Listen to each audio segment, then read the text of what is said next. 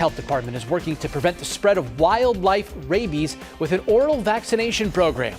Earlier this month, a stray kitten was infected with and died from a rare rabies variant, which is generally not found west of the Appalachian Mountains and is definitely new to Nebraska. The vaccine distribution program aims to prevent the variant from establishing itself among the metro's wildlife. The health department says about 18,000 vaccines will be distributed in the coming days.